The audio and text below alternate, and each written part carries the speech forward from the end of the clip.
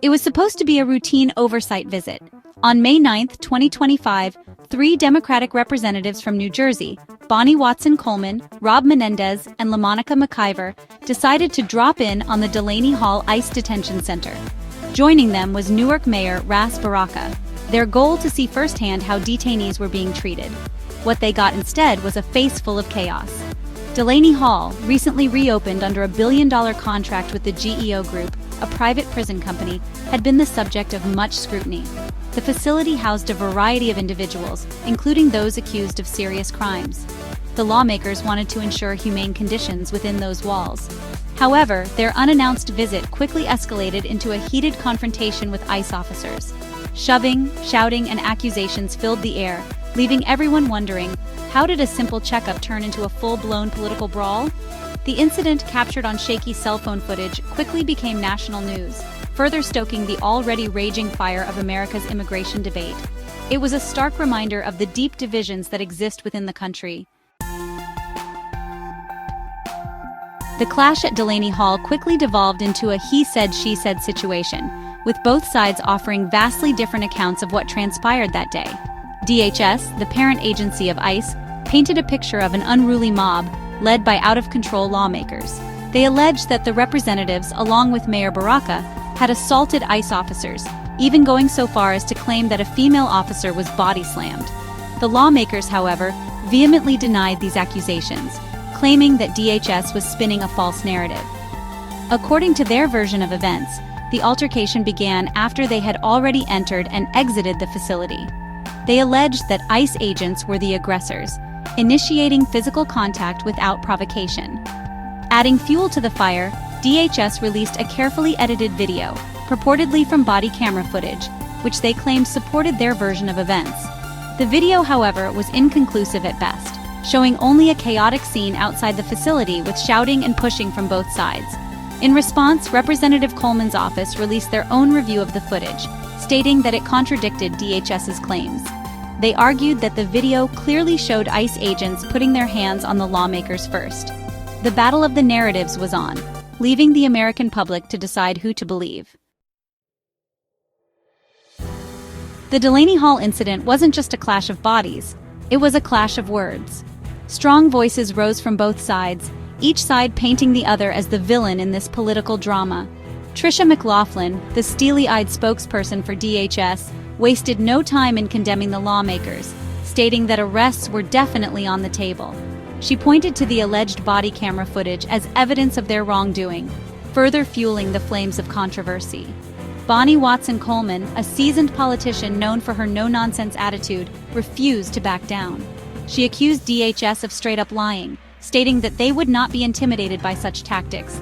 Her voice dripped with indignation as she defended her actions and those of her colleagues. Rob Menendez, another member of the New Jersey delegation, expressed shock and dismay at the incident. He claimed that ICE had deliberately attempted to obstruct their oversight efforts, raising questions about a potential cover-up. LaMonica McIver, the youngest of the three representatives, provided a chilling account of the day's events. She described the encounter as aggressive and hostile, placing the blame squarely on the Trump administration's anti-immigrant rhetoric. McIver also alleged that she had been physically assaulted by multiple officers, further intensifying the scrutiny on ICE's conduct. The Delaney Hall standoff brought to light a crucial question. What are the legal rights of Congress when it comes to overseeing DHS facilities like detention centers? The lawmakers argued that they have a constitutional right to conduct oversight visits, even unannounced ones, as part of their duty to hold the executive branch accountable. They pointed to the fact that Representative Coleman had already visited Delaney Hall twice that year without incident, suggesting that ICE was deliberately trying to obstruct their efforts this time. They argued that transparency was essential to ensure that detainees were being treated humanely and that taxpayer money was being spent responsibly. DHS, however, countered by stating that while they welcomed congressional oversight, advance notice would have facilitated a smoother tour. They argued that the lawmakers' surprise visit had created a security risk and that their confrontational approach had escalated the situation unnecessarily. The legal battle lines were drawn, with both sides citing precedent and constitutional arguments to support their claims. The outcome of this legal tussle would have far-reaching implications, potentially setting a precedent for future congressional oversight of not just detention centers, but other government facilities as well. Section 5. Sanctuary Cities Under Siege, a battleground in the immigration debate. The Delaney Hall incident cannot be viewed in isolation. It unfolded against the backdrop of a deeply polarized political climate, particularly regarding immigration. The Trump administration had made cracking down on illegal immigration a cornerstone of its agenda, often employing aggressive tactics and rhetoric that inflamed tensions. One of the most contentious issues was the administration's stance on sanctuary cities, municipalities that limit their cooperation with federal immigration enforcement.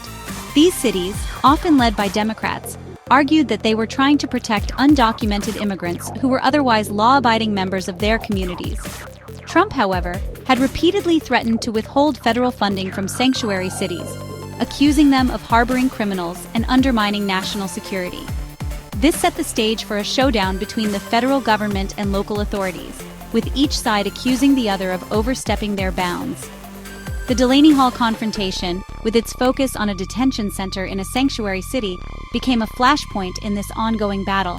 It highlighted the deep divisions within the country over immigration policy and the role of law enforcement in addressing it. The incident served as a stark reminder that the road to immigration reform in America was paved with political landmines. Section 6. Delaney Hall, a microcosm of America's immigration struggle. Delaney Hall, once an obscure detention center, became an unlikely symbol of America's fractured immigration system. The clash between lawmakers and ICE officers, captured on grainy video and splashed across news headlines, laid bare the raw emotions and deep divisions that define this complex issue. The facility itself, with its grim history of housing undocumented immigrants facing deportation, served as a physical manifestation of the human cost of America's broken immigration policies. Behind its walls were stories of families torn apart, dreams shattered, and futures uncertain. The incident at Delaney Hall was about more than just a confrontation between elected officials and law enforcement officers. It was a microcosm of a much larger struggle. It forced America to confront uncomfortable truths about its past and present, exposing the hypocrisy and contradictions that have long plagued its immigration system. The images of lawmakers being jostled by ICE officers, the conflicting narratives, the accusations and counter-accusations, they all painted a picture of a nation grappling with its identity and its values. Section 7. The Politics of Immigration, Fueling the Fire at Delaney Hall. To understand the Delaney Hall incident, one must delve into the political quicksand that is American immigration policy. For decades, it has been a political football, kicked back and forth between Democrats and Republicans, each side using it to score points with their base. The Trump administration's hardline stance on immigration, with its focus on border security, deportations, and the demonization of undocumented immigrants, had only served to exacerbate the issue. Trump's rhetoric, often laced with xenophobia and fear-mongering, had created a climate of hostility and suspicion towards immigrants. Democrats, on the other hand, generally favored a more compassionate approach, advocating for a pathway to citizenship for undocumented immigrants already living in the country.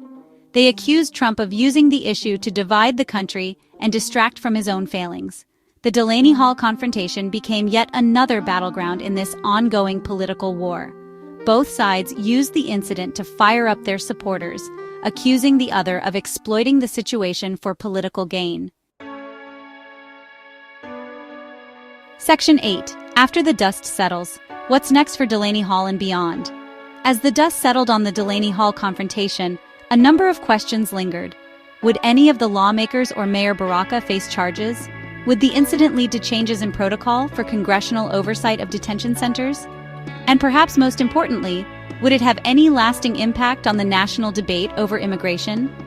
The incident had shown a spotlight on the often overlooked issue of detention centers, raising awareness about the plight of those held within their walls. It had also highlighted the deep divisions that exist within America regarding immigration, divisions that seem to only widen with each passing year. In the wake of the confrontation, there were calls for a thorough investigation into the incident as well as for reforms to the immigration system as a whole. Whether these calls would be heeded, however, remained to be seen. One thing was certain: the Delaney Hall incident was a stark reminder that the road to immigration reform in America was long and arduous. It was a road paved with political pitfalls, emotional landmines, and the broken dreams of countless individuals seeking a better life. Section 9. A Nation Divided, Finding Common Ground on Immigration. The Delaney Hall incident served as a poignant reminder of the deep divisions that exist within American society when it comes to immigration. The incident wasn't just a local news story, it was a microcosm of a national crisis of conscience. On one side of the divide stood those who believe in stricter border control, increased deportations, and a more hardline approach to immigration enforcement. They argue that undocumented immigrants are a drain on resources, a threat to national security, and that their presence undermines the rule of law. On the other side are those who advocate for a more compassionate approach, one that recognizes the contributions of immigrants, both documented and undocumented, to American society. They support a pathway to citizenship for those already living in the shadows, arguing that it would boost the economy, strengthen communities, and uphold America's values as a nation of immigrants.